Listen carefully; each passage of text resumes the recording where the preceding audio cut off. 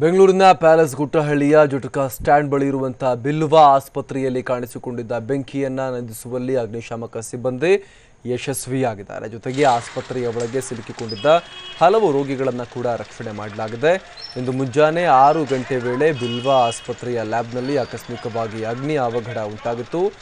ಶ್ರೀನಿವಾಸ್ ಅನ್ನೋರಿಗೆ ಸೇರಿದಂಥ ಕಟ್ಟಡ ಇದಾಗಿದ್ದು ಡಾಕ್ಟರ್ ಕೇಶವಮೂರ್ತಿ ಅನ್ನೋರು ಆಸ್ಪತ್ರೆ ಇನ್ಚಾರ್ಜ್ ಆಗಿದ್ದಾರೆ.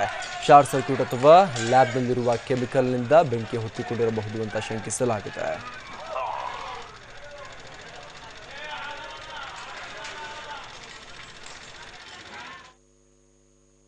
ಇವತ್ತು ಬೆಳಗ್ಗೆ 6 ಗಂಟೆಗೆ ನಮ್ಮ ಕಂಟ್ರೋಲ್ ರೂಮ್ಗೆ ಮೆಸೇಜ್ ಬಂದಿದೆ. ವೈಯಾಲಿ ಕವಲ್ ಈ ಪ್ಯಾಲೇಸ್ ಗುಟ್ಟಳ್ಳಿಯಲ್ಲಿ ಬಿಲ್ವಾ ಆಸ್ಪತ್ರೆಯಲ್ಲಿ ಬೆಂಕಿಯಾಗಿದೆ ಅಂತ ಮೆಸೇಜ್ ಬಂದ ಕೂಡಲೇ ಹೈಗ್ರೌಂಡ್ ಸ್ಟೇಷನ್ನಿಂದ ನಮ್ಮ ನೈಟ್ ರೈಡಿಂಗ್ ಆಫೀಸರ್ ಶಿವಲಿಂಗ ಅಂದಿದ್ರು, ಅವರು ತಕ್ಷಣ ವೆಹಿಕಲ್ ತೊಗೊಂಡು ಬಂದಿದ್ದಾರೆ.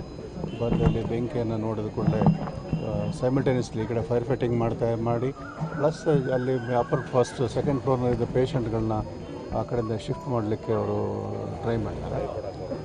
ಎಕ್ಸಸ್ ಒಂದೇ ಕಡೆ ಇದ್ದಿದ್ದರಿಂದ ಮೇಲಿನ ಫ್ಲೋರಿಗೆ ಹೋಗಿ ಈ ಬಿಲ್ಡಿಂಗ್ನ ಟೆರೆಸ್ನಿಂದ ಪಕ್ಕದ ಇನ್ನೊಂದು ರೆಸಿಡೆನ್ಷಿಯಲ್ ಬಿಲ್ಡಿಂಗ್ ಇದೆ, ಆ ಬಿಲ್ಡಿಂಗಿಗೆ ಒಂದು ವುಡನ್ ಲ್ಯಾಡರ್, ಬ್ಯಾಂಬೂ ಲ್ಯಾಡರ್ ಇಟ್ಬಿಟ್ಟು ಆ ಕಡೆಯಿಂದ ಜನರನ್ನ ರೆಸ್ಕ್ಯೂ ಮಾಡಿದ್ದಾರೆ. ಒಟ್ಟು 9 ಜನರನ್ನ ರೆಸ್ಕ್ಯೂ ಮಾಡಿದ್ದಾರೆ. ಅಡಿಷನಲ್ ವೆಹಿಕಲ್ ಬೇಕು ಅಂತ ಹೇಳಿದ ಕೂಡಲೇ ಎಕ್ಸ್ಟ್ರಾ ವೆಹಿಕಲ್ ಬಂದಿದೆ. ಒಟ್ಟು 6 ವೆಹಿಕಲ್ ಬಂದಿದೆ ಇಲ್ಲಿ. ಸೊ ಎಲ್ಲರನ್ನ ಬೆಳಗ್ಗೆ 6:15 ನಾವೆಲ್ಲ ಮನೇಲಿ ಇದ್ವಿ ಸರ್. ಪಕ್ಕದ ಮನೆಯವ್ರು ಬಂದು ಈ ಥರ ಬೆಂಕಿ ಆಗಿದೆ ಅಂತ ಹೇಳಿದ್ರು. ಆಮೇಲೆ ನಮ್ಮ ಮನೆಯವರೆಲ್ಲ ಈಚೆ ಬಂದುಬಿಟ್ಟು ಜನಗಳಿಗೆಲ್ಲ ಸೇರಿಸಿ ಫೈರ್ ಇಂಜಿನ್ಗೆಲ್ಲ ಫೋನ್ ಮಾಡಿ ಬೇಗನೆ ಬೆಂಕಿ ನಂದಿಸುವ ಕಾರ್ಯಕ್ಕೆ ನಾವೆಲ್ಲ ಭಾಳ ಶ್ರಮಪಟ್ವಿ ಸರ್.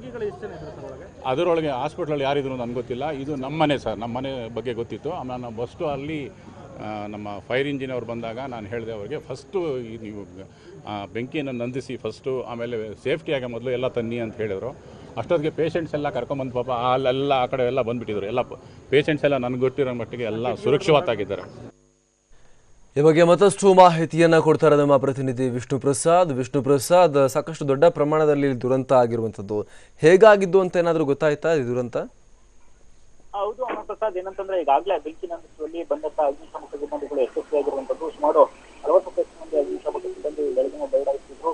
ಮತ್ತೆ ಬೆಂಕಿ ನಂದಿಸುವಲ್ಲಿ ಯಶಸ್ವಿಯಾಗಿರೋ 4 ವಾಹನಗಳಲ್ಲಿ ಬಂದಂತಹ ಸಿಬ್ಬಂದಿ ಸಂಪೂರ್ಣವಾಗಿ ಈಗ ಫೈರ್ನ ಪುಟಪ್ ಮಾಡಿ ಮತ್ತೆ ಎಲ್ಲಾ ರೋಗಿಗಳನ್ನ ಸುರಕ್ಷಿತವಾಗಿ ರಕ್ಷಣೆ ಮಾಡಲು ಯಶಸ್ವಿಯಾಗಿದ್ದಾರೆ ಅಂತ ಹೇಳ್ಬೋದು. ಇನ್ನು ಘಟನೆ ನಡೆದಿರುವಂಥದ್ದು ಬೆಳಗ್ಗೆ ಸುಮಾರು 6 ಗಂಟೆ 3 ನಿಮಿಷದ ಸಂದರ್ಭದಲ್ಲಿ ಒಂದು ಘಟನೆ ನಡೆದಿರುವಂಥದ್ದು.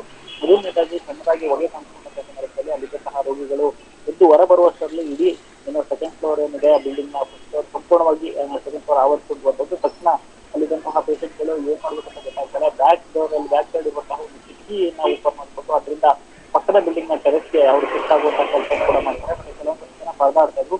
ಈ ವೇಳೆಗೆ ಮಾಹಿತಿ ಸಿಕ್ಕಂತಹ ತಕ್ಷಣ ಸ್ಥಳಕ್ಕೆ ಭೇಟಿ ನೀಡಿದಂತಹ ವೈಯಾಲಿ ಪೊಲೀಸರು ಫೈರ್ ಅಧಿಕಾರಿಗಳ ಜೊತೆ ಸ್ಥಳಕ್ಕೆ ಭೇಟಿ ನೀಡಿ ಒಂದು ಲ್ಯಾಡರ್ ಅನ್ನ ಕೊಟ್ಟು ಅಲ್ಲಿದ್ದಂತಹ ಬೇರೆ ಪೇಷಂಟ್ಗಳನ್ನ ಸಹಿತ ಪಕ್ಕದ ಬಿಲ್ಡಿಂಗ್ ಗೆ ಶಿಫ್ಟ್ ಮಾಡಿ ಅದರಿಂದ ಇನ್ನೊಂದು ಬಿಲ್ಡಿಂಗ್ ಮೂಲಕ ಅವರನ್ನ ಕೆಳಗಿಳಿಸಿ ರಕ್ಷಣೆ ಮಾಡುವಲ್ಲಿ ಯಶಸ್ವಿಯಾಗಿದ್ದಾರೆ. ಅದಾದ ಬಳಿಕ ಬೆಂಕಿ ನಂದಿಸುವ ಕಾರ್ಯಕ್ಕೆ ಅಗ್ನಿಶಾಮಕ ಸಿಬ್ಬಂದಿ ಸಹಿತ ಮುಂದಾಗಿದ್ರು.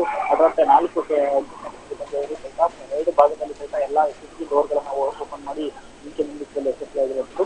ಪ್ರಮುಖವಾಗಿ ಇದು ಫೈರ್ ಕಾಣಿಸಿಕೊಂಡಿರುವಂಥದ್ದು ಈಗ ಅಗ್ನಿಶಾಮಕ ಸಿಬ್ಬಂದಿಗಳು ಪರಿಶೀಲನೆ ನಡೆಸಿದ ಸಂದರ್ಭದಲ್ಲಿ ಮೇನ್ ಡೋರಿನ ಮೇಲ್ಭಾಗದಲ್ಲಿ ಬರುವಂತಹ ಒಂದು ಲ್ಯಾಬೋರೇಟರಿ ಏನಿತ್ತು, ಲ್ಯಾಬೋರೇಟರಿ ಒಳಗಡೆ ಬೆಂಕಿ ಕಾಣಿಸ್ಕೊಂಡಿದೆ ಅಂತ ಹೇಳಿ ಸಿಬ್ಬಂದಿ ಈಗ ಮಾಹಿತಿ ನೀಡಿದ್ರು.